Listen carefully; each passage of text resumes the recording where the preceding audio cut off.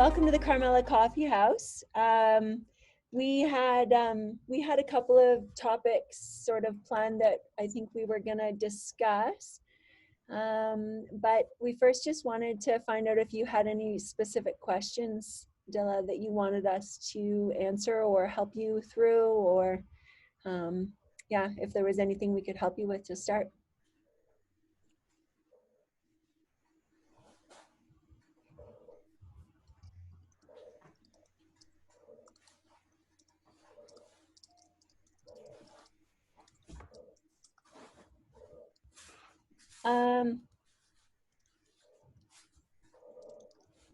I didn't have some questions ready.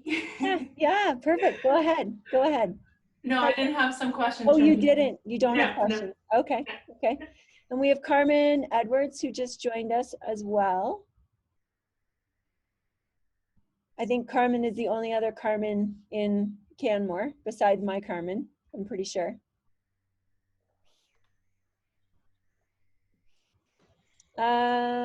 Okay, Jackie, did you have a topic that you wanted to kind of kick it off with today? I mean, I definitely had some current marketing trends that we can go over, and we can kind of like expand from there and kind of take the conversation wherever it needs to go. Sure. So some of the topics for current marketing trends, number one, going digital. So how to create a killer digital marketing strategy and take your business into the digital space. Second is TikTok and how to use it for businesses. Third is the rise of DIY. Obviously, everyone's hanging out at home, having a good time, making lots of projects. And so how businesses can kind of use that to their advantage right now. Mm-hmm. And number four, how now is not the time to try something new. Now is the time to build your brand and kind of build your customer loyalty. But now is definitely not the time for like a new product rollout or trying something new. You mean like a new business model or a new something like that? Okay. What if that new thing directly solves a problem for businesses out there? Like what if, do you know what I mean? Like Zoom did a pretty good pivot, right, in terms of rolling out new things. So what do you think there? Do you think it might be a case by case, or do you just think in general? I think it depends on the market.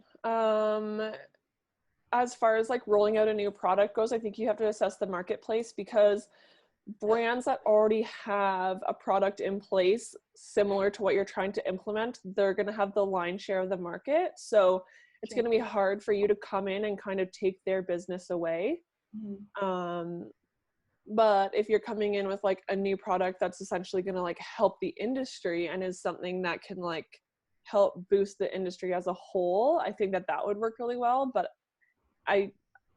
trying out something like brand new and fresh with products, I just don't see that going very well, because the market is just like so saturated with all these brands that are just trying to like bombard everyone with like marketing everywhere.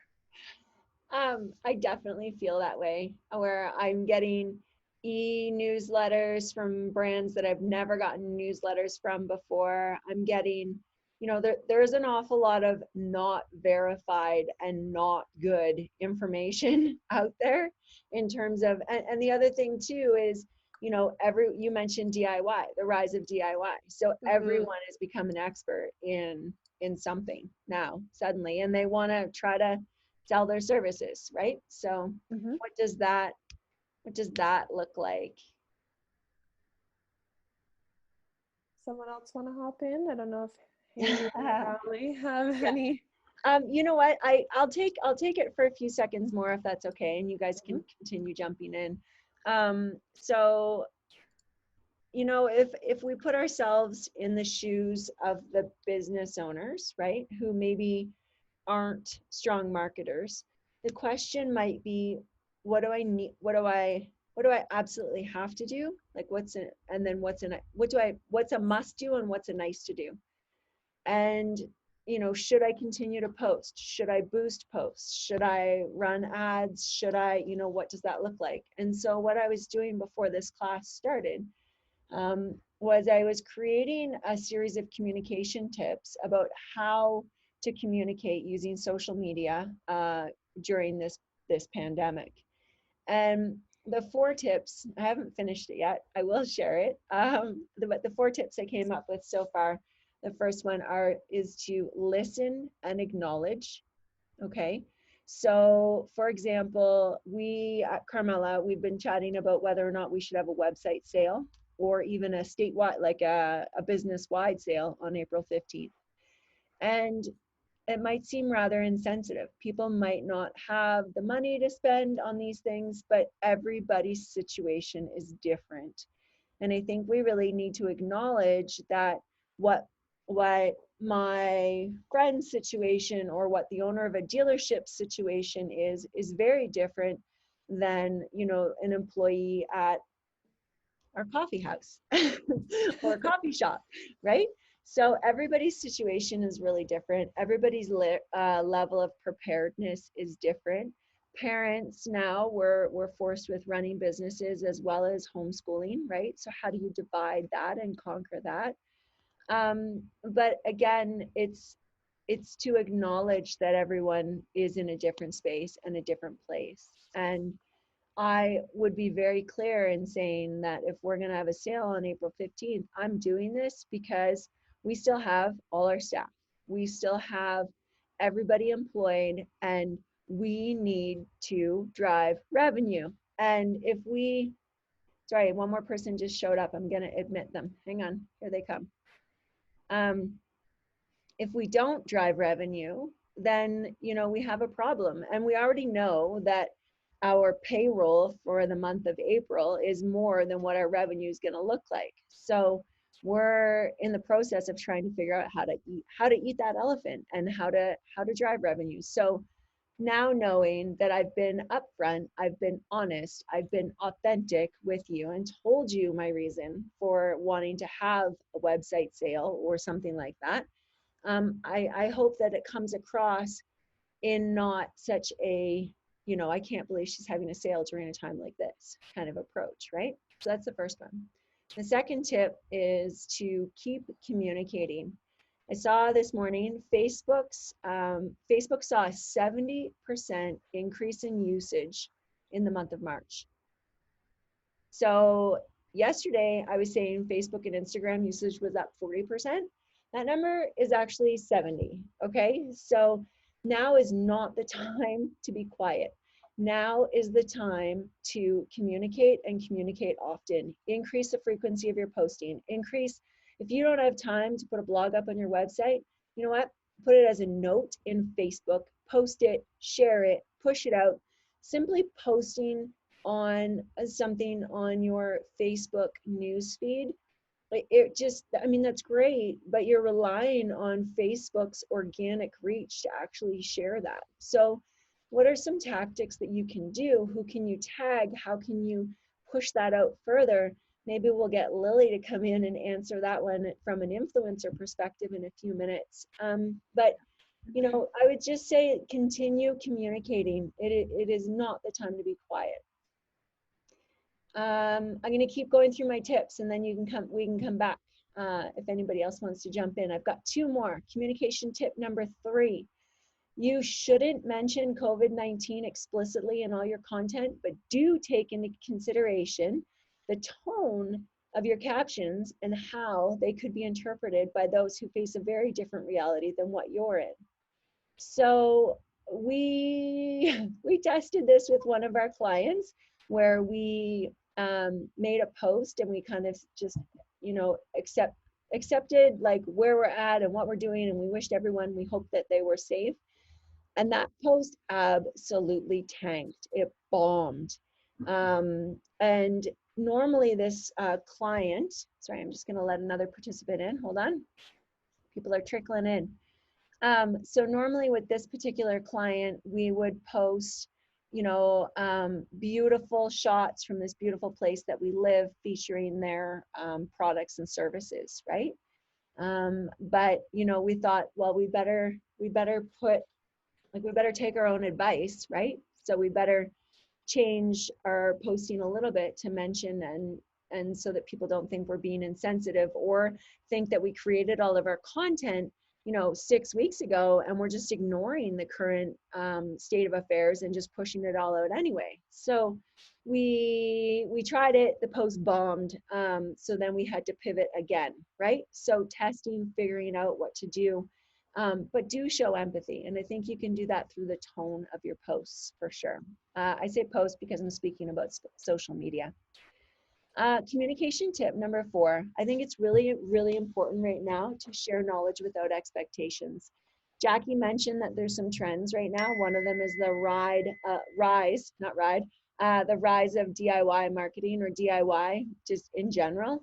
So I think there's an opportunity to position businesses for the future. Okay, so if you want to start to put yourself as an industry leader right now, increase your reach, increase your brand awareness, okay? Increase your digital footprint. Now's the time to do it. You can give away those tips and tricks for free. You can really try to help people grow and be able to do this themselves. When they get busy again, they're going to come back and ask you for help because you were the one who kept showing up in front of them. You were the one who gave them the help, who gave them the tools, who helped them survive this time. So those are my 4 tips so far. As I mentioned, this blog is not done, but yeah, I'm gonna maybe Lily, if you want to jump in and just kind of talk about what you're seeing in the influencer market right now. Hi. Hi. I would say in an influencer market, what we're seeing right now is everybody's off work.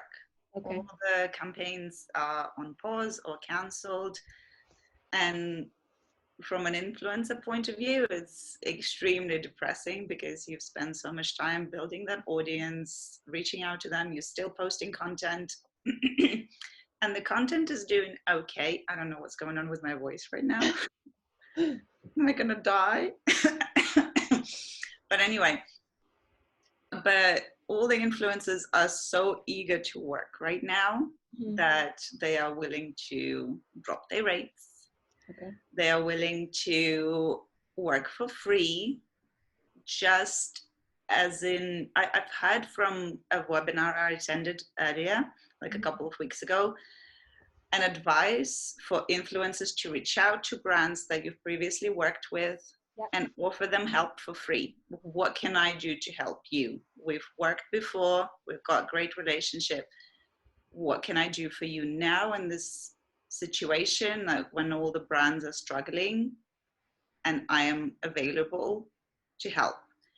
And this builds relationships with brands, and it's all very helpful both ways. So the brands can benefit from that, the influencers can benefit from that. I don't know if it's beneficial for brands to reach out to influencers they worked with before and ask, is there anything you can do for us? Because you don't know what they're going to say. They will probably come back to you with the rate, maybe reduced, because everybody needs money right now. But from an influencer point of view, from a brand point of view, if an influencer reaches out to you and says, can we help? Take the help and pay them off later with ongoing campaigns when this whole situation ends, and it will end eventually. That's from an influencer point of view. Honestly, I don't know what's going on with my voice right now. If I have the floor, I have a few other things that I've seen over the internet, if I can share those. Sure, so I do. I just want to ask one more question on the influencer piece. So another thing I've read is that if, for example, like a hotel, if they've worked with an influencer before, probably all the content didn't get used. So they could reach out to that influencer again and offer a discounted, like offer a, you know what, I only have a couple $100 or whatever to put towards this time. It helps the influencer out because the influencers everything is getting canceled, rates are dropping, everybody wants work. But it helps the influencer, and it also helps the hotel because they might get more, they might get fresh content, who knows what they're going to get, but they're going to increase that relationship with that particular individual, right? So hopefully maybe when things do turn, you know, there's a bit more of an appetite to work together in the future. So that would be saying exactly what you just said, but from the business standpoint as well. Sure. And from a brand point of view as well, if you do end up working with an influencer on a sponsored campaign, if you're paying them, please, please, please do review their content before they post it, because it's such sensitive time right now. And if an influencer is posting, you know, how great of a time they had in a big group of people in that hotel, I don't think that's very appropriate. If they can do like a throwback, then yes, but promoting like social gatherings or traveling might not be the best right now. And if there is a sensitive way to do it, it's up to both an influencer and the brand to like work through what they want to put in the caption.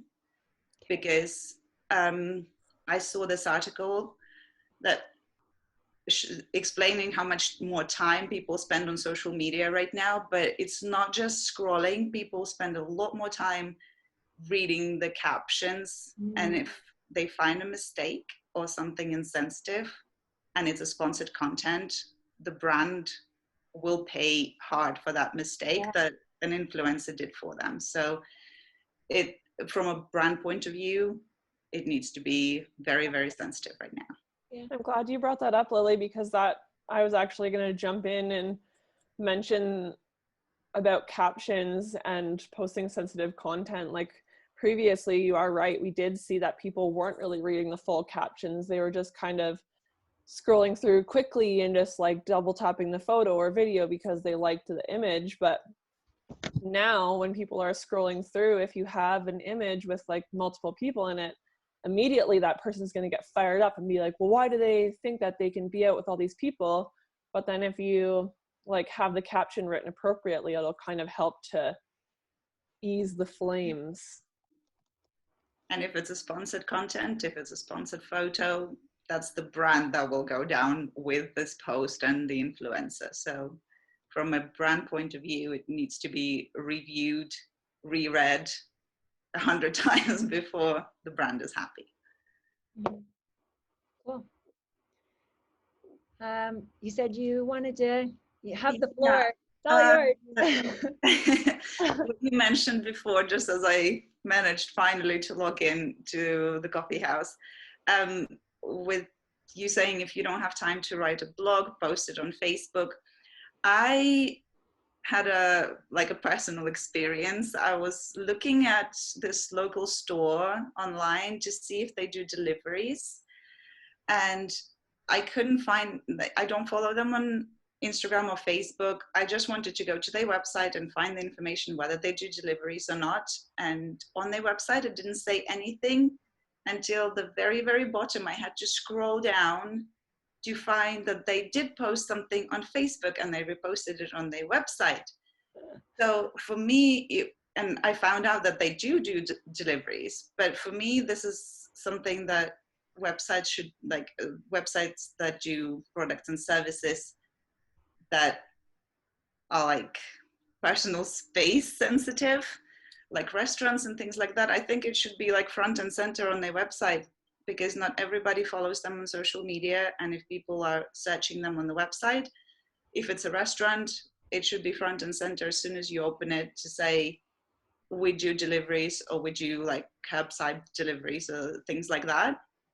So I think to be able to sell something right now, to be able to kind of get people in, they need to let people know that the services are available in a non-personal way, and the potential customers shouldn't be jumping through hoops to find that out, I think.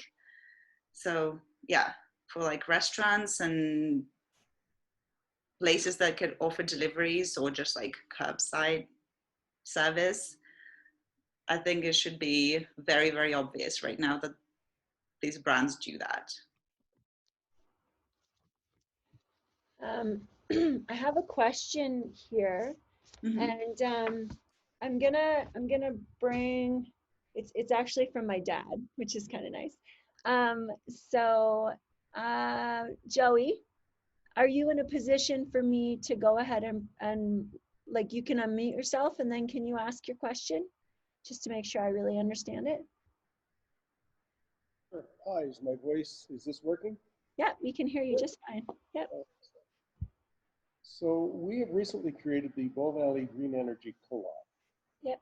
And our first project is going to be coming to market in early, probably September, in terms of investment opportunities.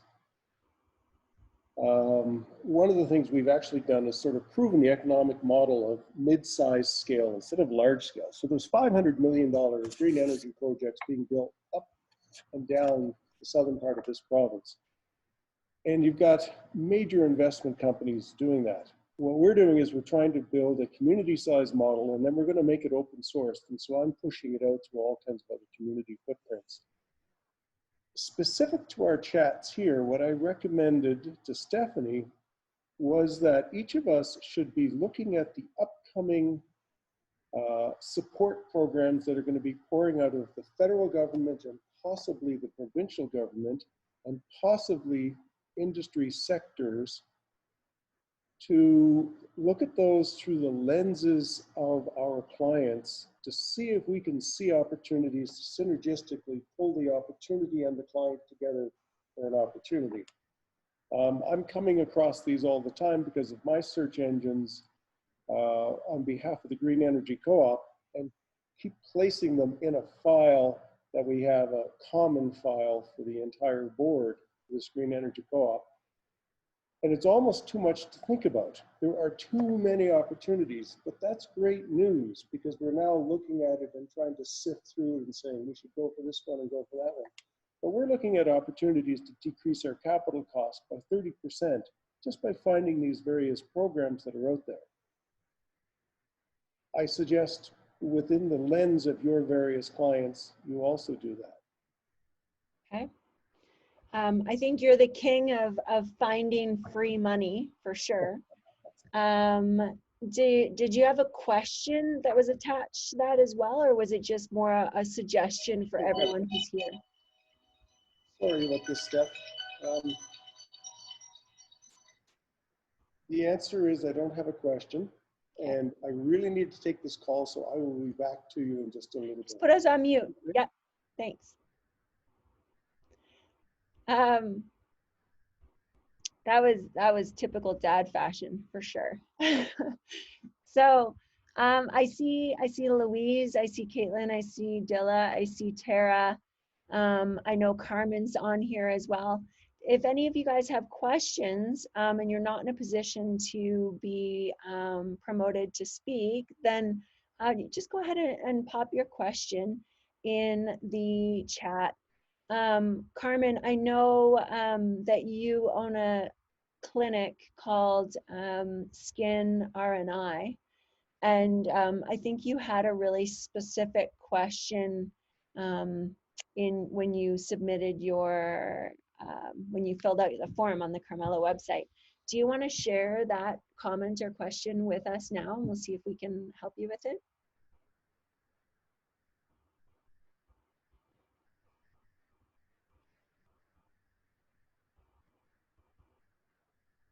Okay. Sorry, are you able to hear me now? I sure can, absolutely. Yep.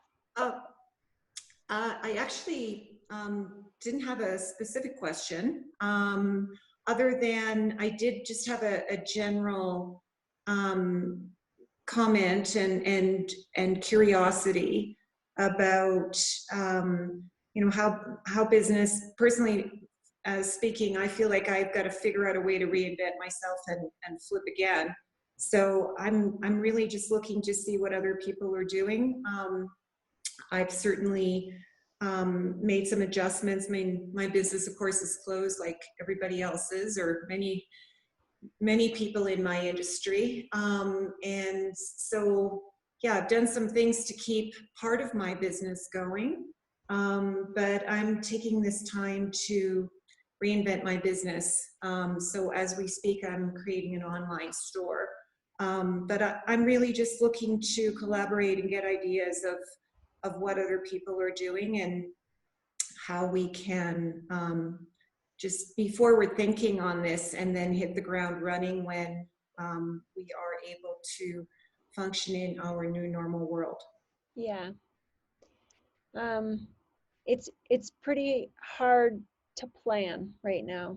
I know we can come up with ideas and concepts, but when things are changing, not just daily or weekly, but hourly, it's really hard to set goals and plans, right? Objectives and key results are kind of what I always think about.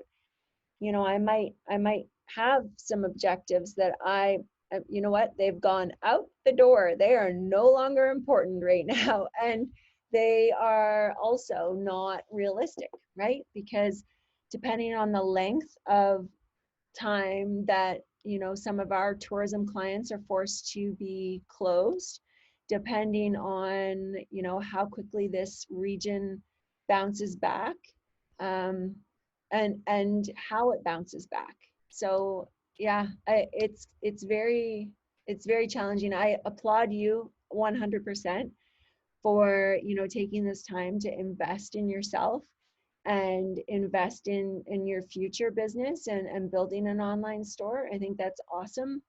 And then, you know, make sure you take the time to plan out that distribution as well, right? So Thank you. Yeah, that's all that I would throw in there as well. Steph really hit the nail on the head. It's great that you're taking your store online. I mean, we're recommending that to everyone throughout the Bow Valley.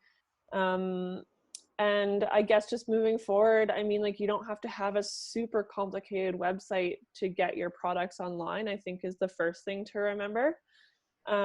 Secondly is creating a killer digital strategy. So just really planning ahead and planning out the whole package, like your website, your marketing, getting your Google My Business set up. That's a really, really major one that you need to do right now is Google My Business.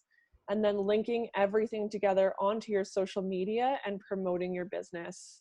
So that's pretty much like your whole strategy. So just make sure that you have everything in place for all the moving parts of your plan. And if you kind of don't know what I'm talking about as far as all the moving parts of your digital strategy, we do have a couple blogs on the website, and I'm sure that Steph would be, or myself would be happy to kind of give you a lay of the land of what you need to do for a digital strategy.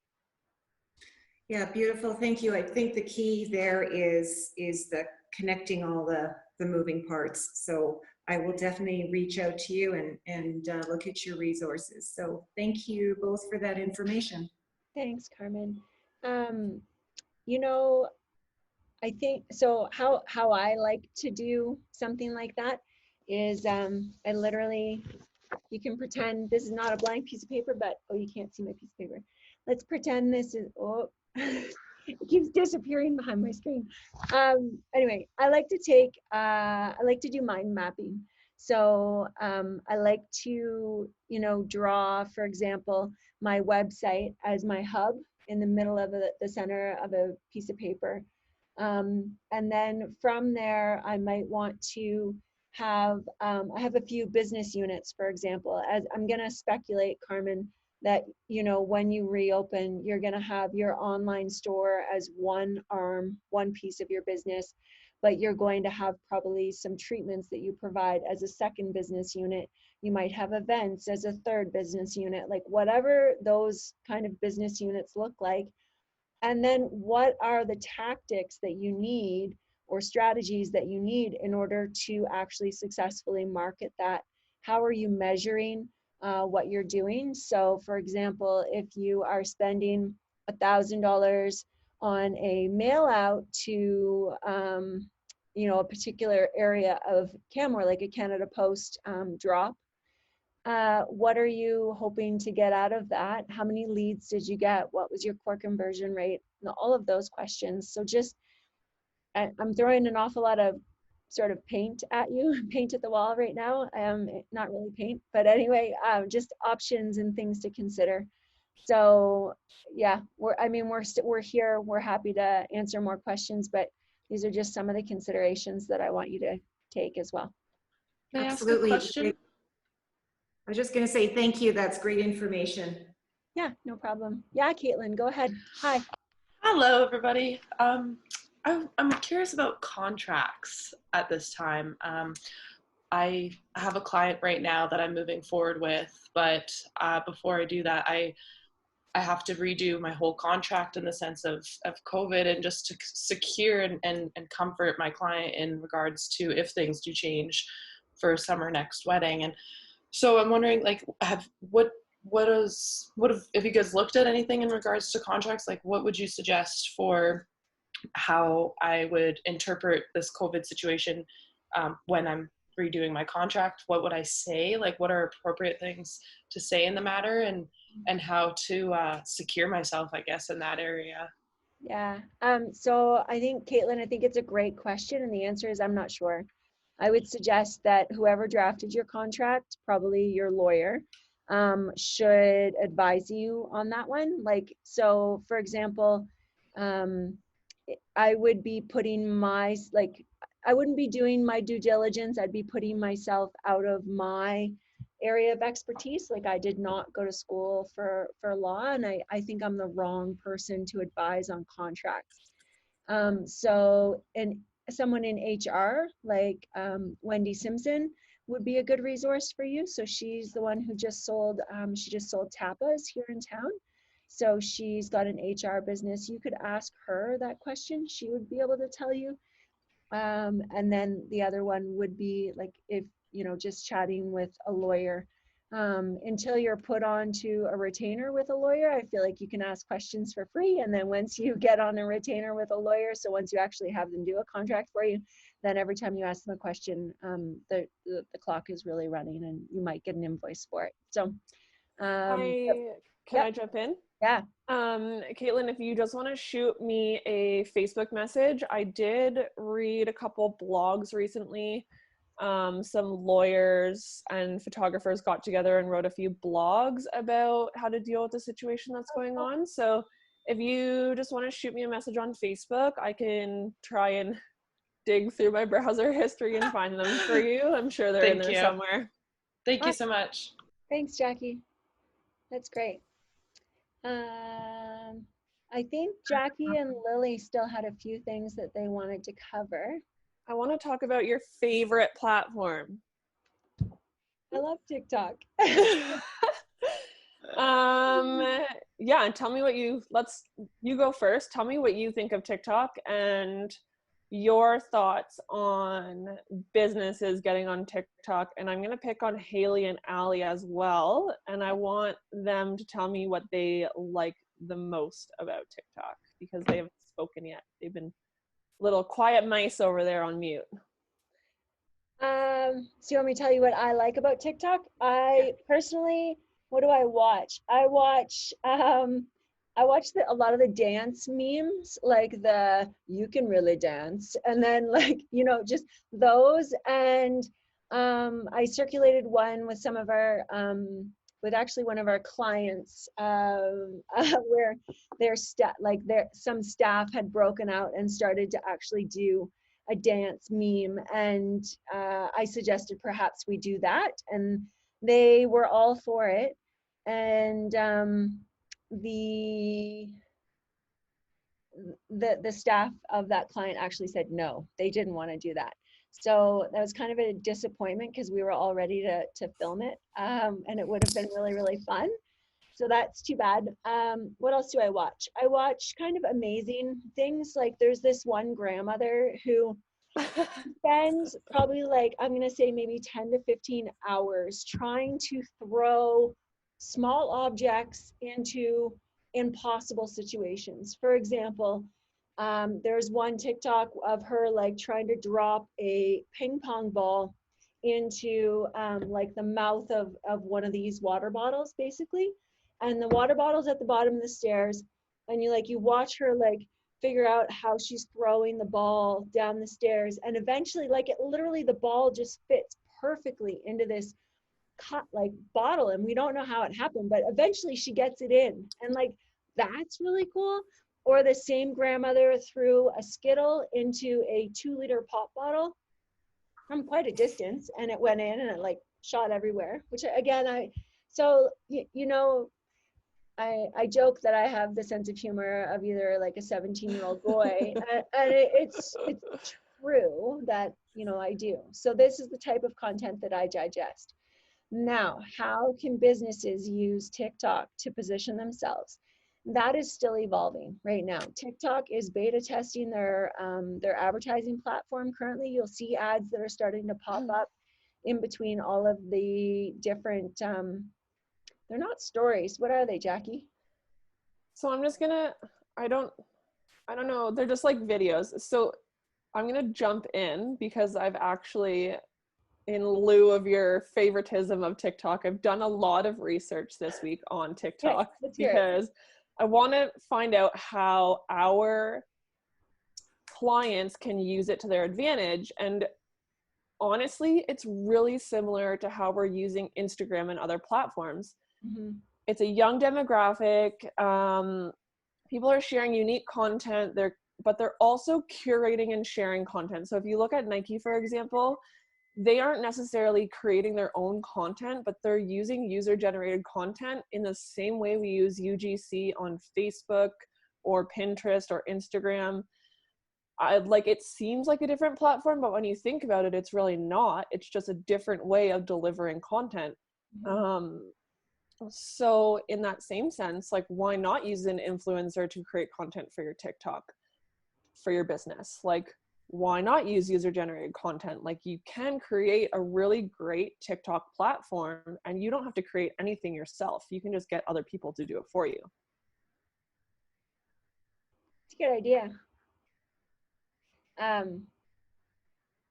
On the ad side, that is, I think your ad, like, people are basically figuring out really quickly what your ads and what you're not, and they're scrolling past. So your ad needs to be just like someone's video in order for someone to actually pause and watch it. You could also go super old school and just do product placement. Create a viral video, have your product placed throughout in the background. People see it, it becomes top of mind. They see another ad later on Facebook or Instagram. Like, as soon as they move back and forth through the platforms, they're just going to see all your other advertising. And as long as your brand is top of mind or your product is top of mind, there you go. That grandmother was throwing the ball into, I don't know, hydro Pepsi or, Yeah, exactly. Right. Yeah. Yeah. You could do like a fun video if you were selling coffee mugs, and then just like have someone like have those 1,000,000 cups of coffee throughout the day, and then like you can switch back and forth, and so you're not like, this is my coffee mug. It's someone like just like pretending in a way to use your product, and then so. And there are some decent TikTokers, is that what they're called, in our area? Like hundreds and thousands of followers, and they're all like based in Alberta. Not all, but like there are some in Alberta that are pretty big. Yeah, it literally, like, it takes one video, if you think about it. That's all it takes. And then you have like millions of followers and millions of likes, and then you can just carry on with that. Like, that's what's so intriguing about TikTok, is the number of people who are using the platform. But the thing to remember is they are saying it's a younger demographic, but that's changed now with everyone being home and everyone being bored. So what's the demographic look like now is my question. I don't. I thought you said you did a lot of research this week, Jackie. Yeah, and they were still all saying that it's a young demographic, but I don't believe that. Like, I think that if you were to put a poll up and ask people, like, what's your age group and are you using TikTok, I think that we would actually now see a skew rather than it just leaning to one age group. I've seen a lot of the hashtags taking off. So someone will create for example, a dance, and they'll create a hashtag for it. And it's the same, when you sign on, it shows that hashtag, and it's like a million videos created around that one thing. It's taking branded hashtag to a whole new level. Yeah, totally. And that's where you can follow the dance challenges, right? Yeah. That's me. Yeah. Awesome. Did you guys have any other thoughts or any other questions? I just had one. I think as like the Canmore as a community starts to go online, and they've normally been like sustained by the local economy, and it's all about help locals, seek locals. But I think as you start to put your business online, you can start to think bigger than local. You can start to reach out to the other communities that may have visited Canmore, or Canmore was on the list of their dream, and then you can say, help support this community if you were coming to visit, keep it alive for future, and you can maybe start to use the market that way. And then how Lily was saying, start to use influencers, and then they'll be willing to do things maybe possibly for free. Send your products like to them. That's a bit wider reach. They can use it then and take some photos with it, and then send that content back to you. And then their local reach may become your now local reach. So you just think bigger than just help support local, I think, as Canmore starts to go online. I have one thing to add to it. When we talk about supporting local, and we see it all across social media platforms, support local, and that's what we do to support local. From the local businesses point of view, it might not be a popular opinion, but from local businesses point of view, if you want local support, what can you do to help the locals support you? I know it sounds confusing, but I remember Haley was mentioning at one of our meetings that a restaurant would still charge you the same amount for a bowl of soup, and it's very expensive, but you're not getting served by a waiter, you're not actually sitting down in a restaurant or a cafe to eat that soup. So they should be thinking about maybe reducing the prices if they want to continue selling. So from the customer's point of view, we all are losing money right now. We're like, a lot of people got laid off, lost their jobs, or working reduced hours or something. So it's difficult for us as customers to support those local businesses. So it should be kind of a two-way street. So if they still want to sell, maybe bring the prices down, because some businesses don't offer the same quality of service. So yeah, maybe considering reducing the price a little bit, or do a little add-on. Don't just sell soup for the same price, but do soup and a slice of bread or something like that. So that way you entice the locals to come back to you, and not just be like, I picked up a bowl of soup and it was still $10 and I can't be spending this amount of money every day.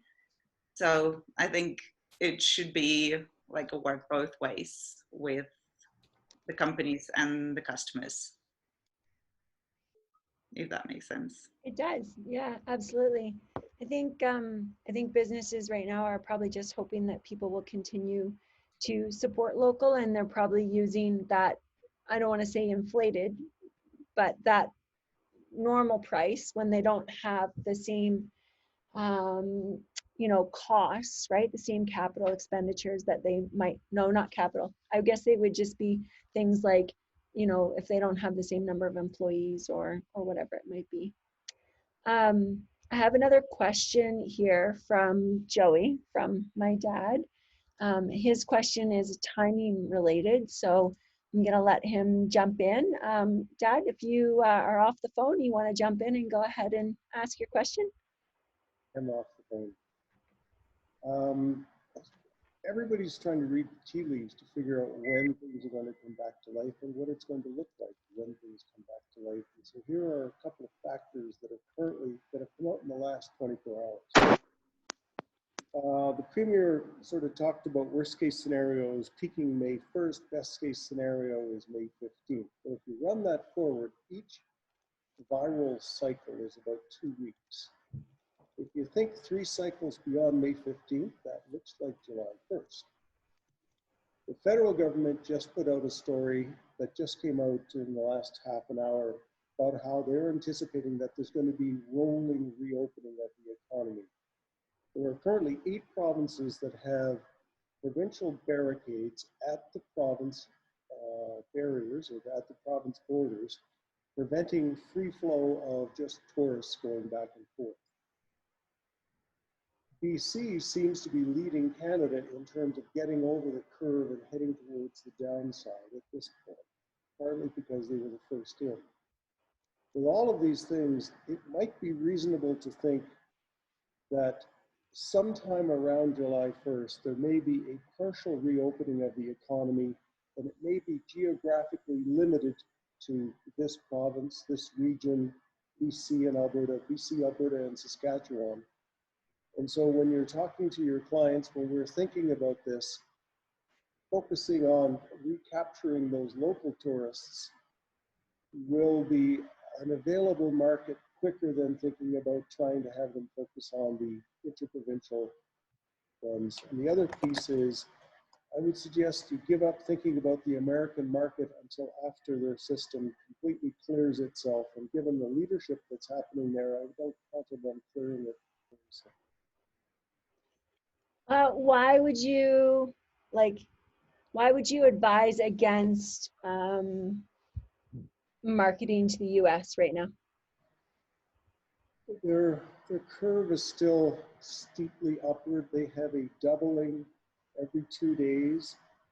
Their testing is not very broad-based, so there's probably an awful lot of untested positives there. And as long as your doubling is every 2 days, that's really all those are people that are showing up at the door of the hospital. And it's not even those who are being tested through other medical systems. I think when we reopen, the barrier to the United States will remain as it is now, which is primarily just industry and commercial products. I mean, if you look at nurses as an example, in Ontario, the Ontario government said to all nurses that work both sides of the border, choose one and stay there.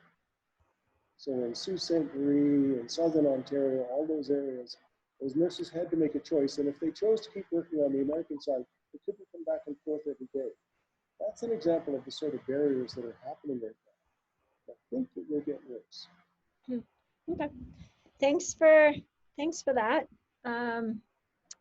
Yeah, it'll be interesting to see how everything settles here.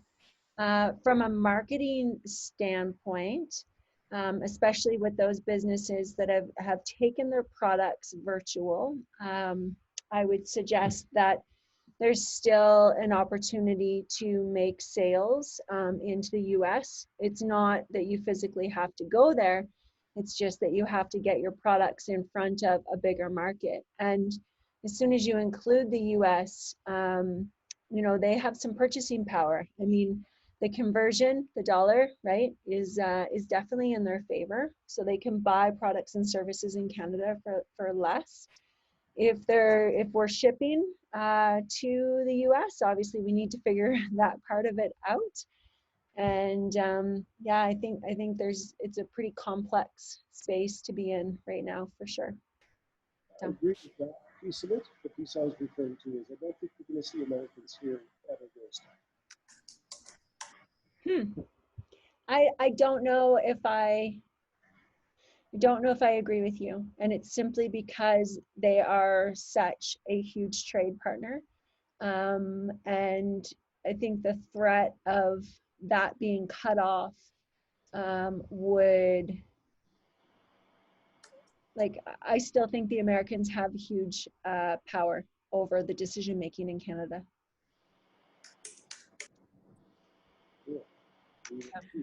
Yeah. Cool. Jackie, back to Jackie for a second. Did you have any other, I think you had one more point, or did you hit all three of your trends that we were chatting about? Well, so my trends were going digital, TikTok, DIY and using it to your advantage, and how it's not necessarily time for a new product rollout. Okay. And Lily, did you have, was there anything else that you had that you wanted to cover today? Yeah, just one thing I think I had on my list. Jackie suggested a few weeks ago to me that there's a service, Adobe, like editing service, that is offering 3 free months for creators. You need to reach out to them to claim that. It's not like available just like that. You need to ask them to do that. And there are a lot of digital services that offer some leeway right now, 3 months, free few months of their service. So just claim that as a for your digital services, for your social media. Just claim that, use that. I think you, Steph, mentioned yesterday at our masterclass that the prices for ads on Facebook are going down. Correct me if I'm wrong. You just use that if you are able to. If you have a little bit of marketing budget, don't just wait. It's available now. Grab that. Use that. Smart. That's really smart. Yep. Haley, did you have anything else you wanted to add? Well, I know like a friend right now, in this time, they can't do anything. So they're working on getting their branding like down pat. They kind of opened up and just kind of threw things online and things like that. And I think it's important then, if that sort of happened to you, to maybe relook at your brand, create your own style guide, go through different checklists like that, make sure your website is all to brand, all your messaging is to brand, start to nail down your voice. I think it's a really great time to start to do those details and get them nailed down. And then as you then move forward, your brand is like more solid and cohesive, and there's no iffy-washy questions on how to move forward. That's smart. That's really smart. Allie, did you have any sort of further final thoughts? Is Allie still with us? I'll jump in if, oh, did Louise have a question? Yeah, I have a question. Go ahead. Hi. I guess we could be considered quite lucky. We have a different problem right now. I work with Bow Valley Safety, so we are slightly overwhelmed with volume and opportunity at the moment, because one of our primary industries is construction industry, and they are wanting to keep open and operating, and they're kind of on the cusp of being an essential service or not. Depends what kind of buildings they are doing at the moment. So we are trying to support our clients in helping them instigate new measures on their sites to stay safe and keep workers from spreading COVID, and to maintain operations as best they can with a new environment. So we have increased demands on us, and have a variety of services that are new. So we're kind of in the process of developing new products, new services, remote kind of sign-ins for work sites, new inspection protocols, and it's a little bit overwhelming. That my question really, sorry to go on a bit, but the question is, how do we take advantage of this because it is for helping and supporting our clients. So how do we spread that message in a way where it doesn't become repetitive and we reach all of the different markets without saying, I don't want to just post something and then copy and post exactly the same post across all the networks. And I'd like it to be more strategic in a way. Do we first put all this information on our website and then post it to all the networks and then bring people back to the full detail on the website? Or how do we leverage all of the opportunity? I'll take the first crack at that one. And I would say, so your question is not about the technical aspects of creating these virtual logins. Your question is more just about how do you tell the world that you're helping people do this. Is that correct? Yeah, exactly. Yeah. Yeah, your process is exactly right. So the first step is to put that on your website in the form of case studies and reviews from those clients.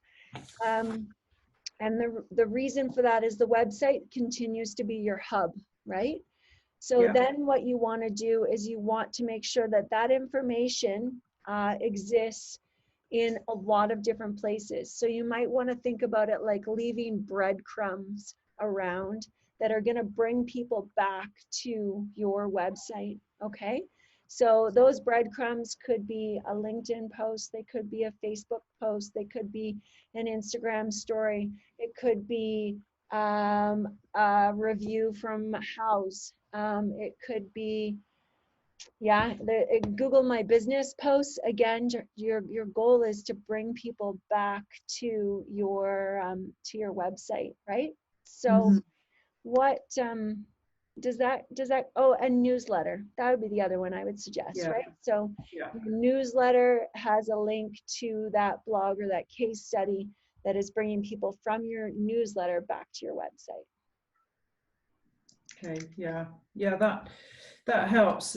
It was just knowing which place to start. You could jump all over the place and then really not get anywhere because you're just too confused. Yeah, when you're posting that on your website, I want you to think about automation and think about your time as well. So when you're creating these blog posts or these case studies, think about making sure that you've got sort of 4 little nuggets or buckets that you could pull out of that blog in the form of posts.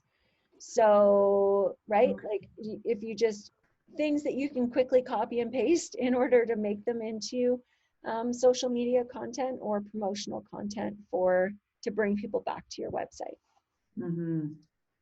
Anybody have anything to add to that?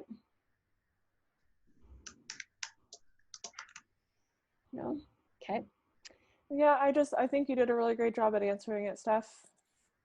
Okay. Great.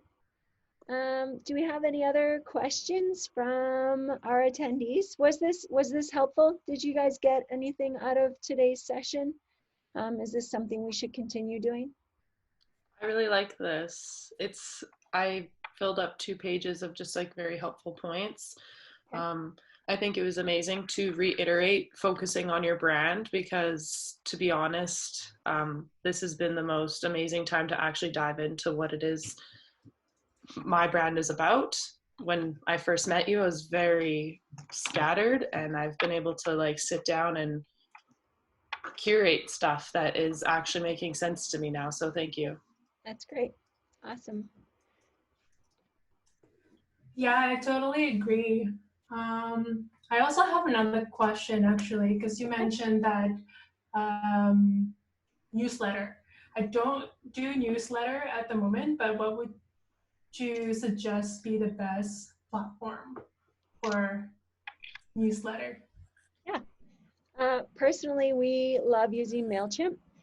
There's a lot of functionality within MailChimp from a beginner level all the way through to a master level. So when it comes to MailChimp, you can get as complex as connecting it to your Facebook ads. You can, oh, bye Tara, thank you. Bye Tara. Bye Tara. You can connect it to your Facebook ads. You can build landing pages. You can do all sorts of stuff. On the more simplistic side, they give you a wide variety of templates you can choose from, okay? They make it really easy to customize those templates. They make it really easy to help you meet the CASL, you know, the Canadian anti-spam legislation regulations. And yeah, that's really, I would say it's very, very versatile from beginner to master. Anything else to add, girls? Awesome. Thank Dylan, you. can I just ask what your business is? Adventure wedding photography. Okay. Yeah. Yeah, to get started, we love MailChimp. There's 2 different apps, obviously, that you've probably heard of as a wedding photographer. Maybe you have or maybe you haven't. I've been looking into them and seeing if we can kind of use them for our clients and how they would be integrated. One of them is Dubsado, and the other one is called Honeybook. Yeah, I currently use Dubsado. Okay, perfect. Yeah. Yeah, I just really like the platform for Dubsado. I don't know what the pricing is. MailChimp, the good thing about it is it's free up to 2,000 contacts. But there are some things that you get with Dubsado that you don't get with MailChimp. So if you're currently going with Dubsado, it might be in your best benefit just because you can keep track of your conversations a lot better, especially for your business. But if you wanted something that was a little bit less expensive during this time, MailChimp might be your answer. Right, yeah. Yeah, I'm using Dubsado right now for my CRM, and I haven't really utilized it for newsletter. So there also might be a way for you to zap together Dubsado and MailChimp. We zap together a lot of things for our clients, so that might be worthwhile for you to look into as well. Cool, thank you. Awesome. Louise, Joey, or Carmen, any final thoughts or questions? Well, I plug into these things. My hope is each time I walk away with one nugget of new information. And we have the luxury of time, of thought at this present time, and research. And that's our world right now. What's your key takeaway from today then? Why am I the only guy on this site? Can't help you with that one. Well, I've observed this in several things that are happening. It seems like, I hate to say this, but it seems like the women are leading the way. Who knows? I'm observing this in so many different areas. I feel like we're cavemen walking around with clubs trying to find something to kill while you guys are flying. And I'm observing this in many areas. So, yes, congratulations. Thank you. Okay. Before we sign off, Carmen, I don't know if you're able to get video chat on. I just want to take a group photo of everybody. So if you have a coffee mug, I would love if you can hold it up for the group photo. And if you can get it to look there, and everybody go ahead and smile. Yeah. Perfect. Thanks, Jackie. For me. Okay. If you felt like this was helpful, we'll see you next week, same time, same place. Bring your friends, please. That would be awesome. The more people here, the more engagement, and I think we're not smarter than the person next to us by ourselves, but together we can collaborate and really come up with some cool ideas. And I'll have an idea to pitch to you guys next week as well to get your feedback on. So it's actually a really cool one. It's going to result in a video web series. So more on that next week. My team's going, oh God, what's happening now? But I promise it'll be good. Okay. Thanks, everybody. Thank you for your time and have a great week. We'll chat soon. Enjoy the weather. Bye.